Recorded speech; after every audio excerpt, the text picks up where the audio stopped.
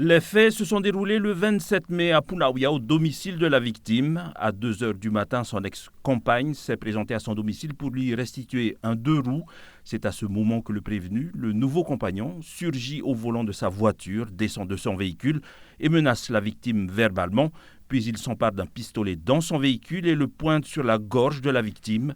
Détail très inquiétant, le prévenu arborait un polo de la police nationale. La victime et son fils, présents au moment des faits, ont subi un traumatisme qui a engendré une ITT de 3 jours. Depuis les faits, ils ne dorment plus et ont des crises d'angoisse. Si le prévenu a manifesté des regrets face au juge, il n'a exprimé aucune empathie vis-à-vis des victimes, allant jusqu'à accuser son rival d'être un trafiquant de stupéfiants.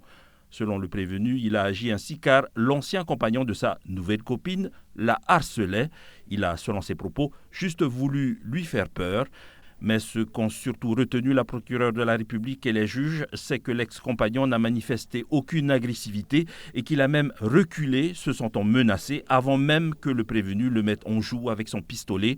Un pistolet factice, mais très ressemblant à une vraie arme à feu. Le prévenu n'en était pas à sa première exaction. Il avait déjà menacé un de ses collègues de la police nationale avec son arme de service par frustration. Il est d'ailleurs sous le coup d'une procédure disciplinaire qui a valu le retrait de son arme de service. Il était, au moment des faits, en arrêt maladie. La décision vient de tomber. Ce policier adjoint volontaire vient d'être condamné à 9 mois de prison ferme avec maintien en détention. Ce soir, il dormira à Nutania. Il aura ensuite un suivi socio-judiciaire de plus d'1 an, durant lequel il aura l'obligation d'indemniser les victimes à hauteur de 150 000 francs avant un jugement sur les intérêts civils, avec obligation de soins psychiatriques et psychologiques.